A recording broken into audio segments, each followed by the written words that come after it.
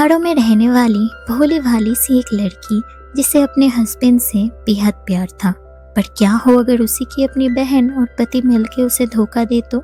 आज की हमारी कहानी कुछ ऐसी ही है। तो बिना देरी किए कहानी को शुरू करते हैं। मूवी की नाम है साली मोहब्बत। कहानी शुरू होती है और हम कविता नाम की एक लड़की को देखते हैं जो खिड़की के सामने खड़ी होकर पास्ट की कुछ बातें सोच रही थी। जहां हम उसे एक ट्रेन में चढ़ते हुए देख पाते हैं कि तभी उसे उसकी एक सहेली बुलाती है और कहानी फिर से प्रेजेंट में आ जाती है।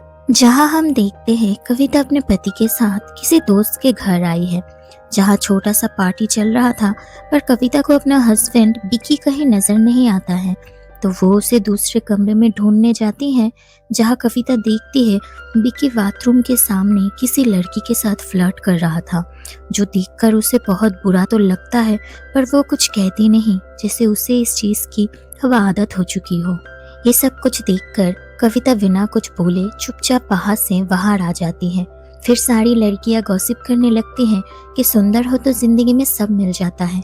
कविता भी पूछती है क्या सुंदर होना ही लड़की का सबसे बड़ा क्वालिटी होती है।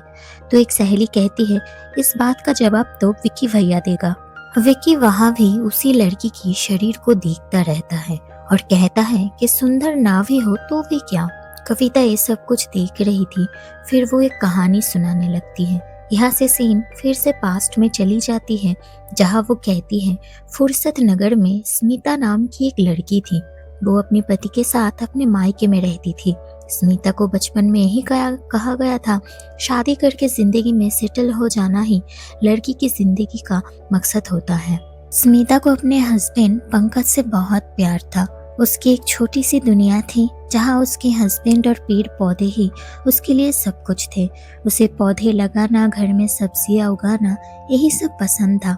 स्मिता की फादर का भी बहुत पहले ही डेथ हो चुकी थी।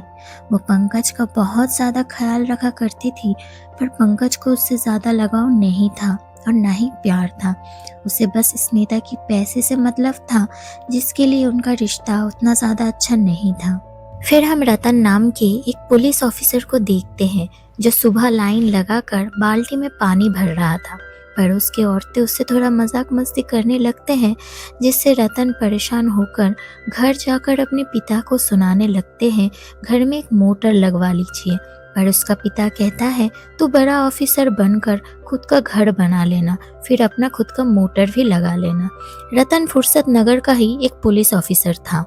यहाँ स्मिता के पास उसकी मौसी का कॉल आती है जो कहती है उनकी बेटी शालिनी का फुर्सत नगर में नौकरी लग गई है, क्या वो स्मिता के घर रह सकती है। जिससे स्मिता बहुत खुश होती है और कहती है बिल्कुल वो मेरे पास ही रहेगी। फिर वो शालिनी के लिए कमरा तैयार करने लगती है। यहाँ रतन भी अपने माँ को बाय बोलकर ऑफिस के लिए निकलता है पर पहले वो लोकल गैंगस्टर गजेंद्र से मिलता है। रतन गजेंद्र के पास जाके कहता है आपका माल पहुंच गया है पर बॉडी का क्या हुआ। जिसके जवाब में गजेंद्र भी कहता है उसे हमने मिट्टी में मिला दिया है। उनके बातचीत से हमें पता चल पाता है रतन बहुत अच्छा पुलिस वाला नहीं है। वो गजेंद्र के लिए बहुत सारा इलीगल काम करता था। फिर वो गजेंद्र से कुछ पैसे लेकर वहां से निकल जाता है। रात में हम पंकज को एक बार में नशा करते हुए देखते हैं जहां उसे गजेंद्र के कुछ लोग उठाकर ले जाते हैं। पंकज जुए में बहुत सारा पैसा हार गया था, करीब 28 लाख। गजेंद्र उससे पैसा मांगने लगता है पर पंकज के पास पैसा नहीं था तो वो कहता है मुरादाबाद में मेरा एक घर है, वो बेचकर मैं पैसा दे दूंगा। कि तभी गजेंद्र को एक कॉल आ जाता है और वो पंकज को वहां से भगा देता है। यहाँ पंकज घर आता है तो देखता है स्मिता घर खर्च का हिसाब कर रही थी। स्मिता भी उसे देखकर संग संग उसके लिए खाना लाती है। उसके बाद स्मिता कहती है दरवाजे की जाली ठीक करवानी होगी, जिससे पंकज गुस्से में उसे कहता है इसके लिए पैसा कौन देगा, आपके पिताश्री। फिर वो स्मिता से मुरादाबाद वाली घर बेचने के लिए कहता है। असल में ये घर स्मिता की थी पर स्मिता कहती है वो मेरे पिता की आखिरी निशानी है, वो नहीं बेच सकते हैं। जिसके बाद पंकज स्मिता को और उल्टा सीधा बातें सुनाने लगता है पर स्मिता कुछ नहीं कहती। इसके बाद पंकज नीचे वाला एक कमरा अलग सजा हुआ देखकर पूछने लगता है तो स्मिता कहती है शालिनी आने वाली है, उसकी यहाँ जॉब लग चुकी है, जिससे पंकज और गुस्सा हो जाता है और उसे ऊपर वाला कमरा देने के लिए कहता है।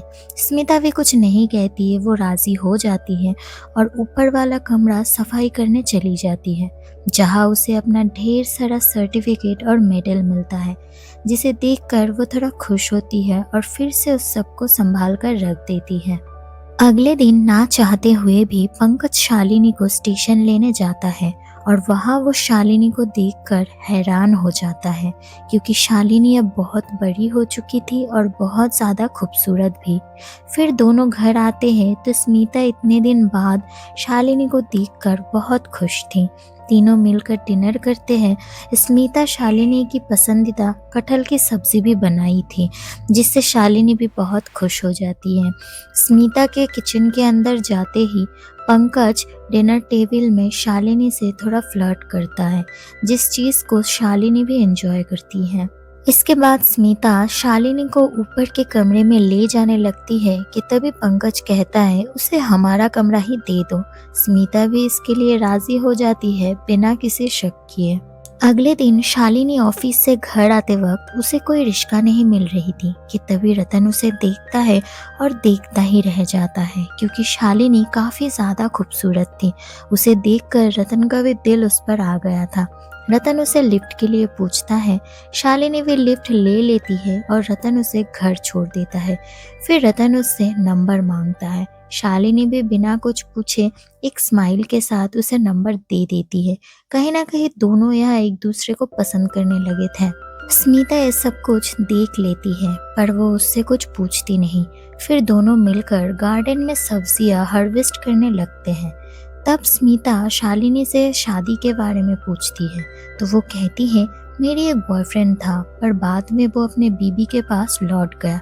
जो सुनकर स्मिता को अजीब लगता है कि शालिनी शादीशुदा मर्द से प्यार करती थी, पर वो उससे कुछ कहती नहीं। अगले दिन पंकज शालिनी को घुमाने ले जाता है, जहाँ वो फिर से शालिनी से फ्लर्ट करता है और दोनों धीरे धीरे एक दूसरे के क्लोज आ रहे थे, जिस चीज़ को शालिनी भी एंजॉय कर रही थी। ऐसा अब चलता रहता है, जिसके बारे में स्मिता को कुछ भी पता नहीं थी कि उसकी प्यारी बहन और पति मिलकर उसे धोखा दे रहे थे। बात इतना बढ़ चुका था कि शालिनी और पंकज अब होटल में भी मिलने लगे थे। शालिनी यहाँ रतन से भी मिलती थी, मतलब वो दोनों लड़के को एक साथ चला रही थी। फिर एक दिन पंकज शालिनी को शॉपिंग में ले जाता है, जहाँ वो शालिनी को 250 रुपये का एक सूट दिलाती है और शालिनी के बहुत कहने पर वो 250 रुपये का एक साड़ी स्मिता के लिए भी ले लेती है कि तभी उसे रतन का कॉल आता है। रतन उसे अपनी माँ से मिलवाना चाहता था, पर शालिनी उसे बाद में कॉल करने का बोलकर फ़ोन को रख देती है। इसके बाद स्मिता बाजार से घर आती है तो शालिनी के कमरे से कुछ आवाज़ आ रही थी, जो सुनकर वो देखने जाती है और जो उसे देखने को मिलता है उसके लिए वो बिल्कुल भी रेडी नहीं थी। उसकी बहन और पति दोनों मिलकर उसे धोखा दे रहे थे। वो चुपचाप वहाँ से गार्डन में आ जाती है, जहाँ उसे माली अंकल भी देखते हैं कि स्मिता खामोश खड़ी है एक पेड़ को पकड़कर, पर वो उसे कुछ कहते नहीं और वहां से चले जाते हैं। शादी के सालगिरह पर भी पंकज शालिनी को सबके सामने केक खिलाता है, जो स्मिता की एक सहेली नोटिस करती है और स्मिता को कहती है, पर स्मिता चुपचाप खड़ी थी क्योंकि उसे पहले से ही सब पता थी। पंकज और शालिनी का सिलसिला ऐसे ही चलता रहता है, पर स्मिता कुछ बोल नहीं पाती थी।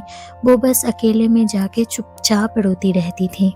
इसके बाद एक दिन फिर से गजेंद्र के लोग पंकज को पैसे के लिए धमकी देते हैं, तो पंकज घर आकर स्मिता से मुरादाबाद वाली घर बेचने के लिए कहता है, पर स्मिता फिर से मना कर देती है।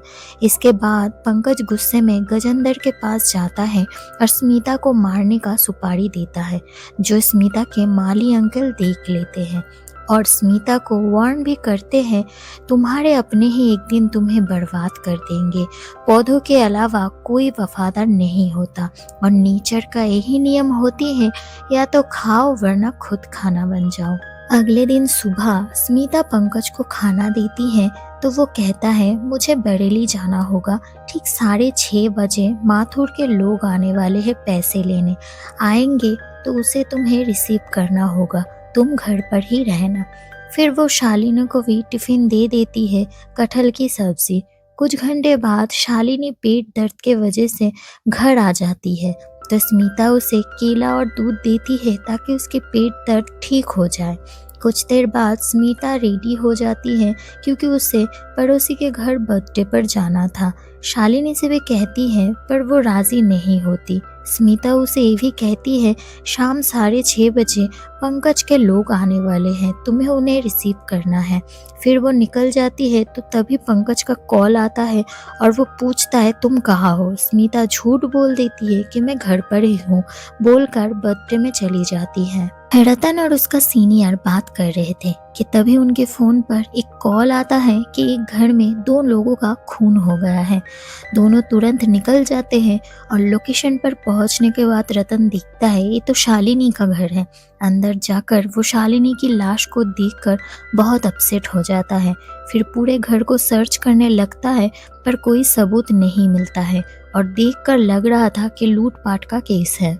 फिर पुलिस स्टेशन में रतन शालिनी की कान का झुमका देखकर अपसेट हो गया था, जो सीनियर ऑफिसर नोटिस करता है और उससे पूछ लेता है क्या तुम उसे जानते थे। रतन कहता है जानना चाहता था पर जान नहीं पाया। फिर सीनियर ऑफिसर सारा जिम्मेदारी रतन को सौंप कर छुट्टी में चला जाता है। उन्हें अपनी बहन की शादी अटेंड करनी थी। रतन यहाँ अपने तरीके से केस को इन्वेस्टिगेशन करने लगता है और उसे गजेंद्र से पता चलता है पंकज ने अपने बीवी को मारने का सुपारी उन्हें दिया था और वो गलती से शालिनी को पंकज का बीवी समझकर मार दिया। लेकिन पंकज को मारा किसने? गजेंद्र यहाँ रतन से ये भी कहता है अगर तुमने मुझे पंकज का मुरादाबाद वाला घर दिला दिया तो मैं तुम्हें 30 लाख दूंगा, जो सुनकर उसे भी लालच आ जाता है। फिर रतन मुरादाबाद वाला जमीन देख आता है जिसकी कीमत बहुत ही ज्यादा थी। वो स्मिता की दोस्त पूनम के घर भी जाता है पूछताछ के लिए। बर्थडे फोटो वीडियो मांगने पूनम उसे व्हाट्सएप कर देती है। रतन फोटोज को अच्छे से देखता है तो उसे कुछ गड़बड़ नजर आती है। फिर वो और इन्फॉर्मेशन निकालता है, उसके बाद वो स्मिता के घर जाता है। रतन यहाँ स्मिता से कहता है आपके जैसा चालाक और बहरूपिया औरत मैंने आज तक नहीं देखा। फिर वो एक कहानी सुनाने लगता है कैसे स्मिता ने पहले पंकज और शालिनी के फोन से एक दूसरे का नंबर ब्लॉक किया। फिर शालिनी के टिफिन में कुछ ऐसा मिलाया जिससे उसे पेट दर्द के वजह से घर आना पड़ा। उसके बाद खुद पार्टी में चली गई ताकि गजेंद्र के लोग शालिनी को स्मिता समझकर मार दें और पंकज के खाने में कुछ ऐसा मिलाया जिससे उसे पहले हार्ट अटैक हुआ, फिर उसे चाकू से मार दिया और शालिनी साड़ी बदल कर फिर से पार्टी में चली गई और दोनों साड़ी में बॉर्डर अलग है। पर रतन उसे कहता है मैं आपको जाने दूंगा, आप बस मुझे मुरादाबाद वाला घर दे दो। स्मिता डर के अगले दिन सारा जमीन रतन के नाम कर देती है। अगले दिन रतन घर में कहता है शादी में जा रहा है, बोलकर स्मिता के घर जाता है जमीन के पेपर लेने। स्मिता उसे चाय देती है पर वो लेता नहीं, उसे लग रहा था कि चाय में जहर हो सकता है। उसके बाद वो पेपर देखने लगता है और कई बार पेपर पलटाते वक्त अपने मुंह से थूक का इस्तेमाल करता है। कुछ देर बाद रतन को कुछ होने लगता है और उसका पूरा बॉडी पैरालाइज्ड होने लगता है। असल में सारे पेपर में जहरीले पत्तों का पाउडर था जो रतन के मुंह में चला गया था। फिर माली अंकल आते हैं और रतन के बॉडी को एक बोरी में भर लेते हैं।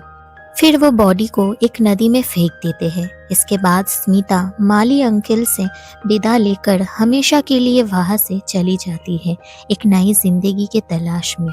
अब सीन फिर से प्रेजेंट में आता है जहाँ कविता मतलब स्मिता ये सारी स्टोरी सुना रही थी। स्टोरी सुनकर कविता के हस्बैंड विकी को डर और शक दोनों होने लगता है।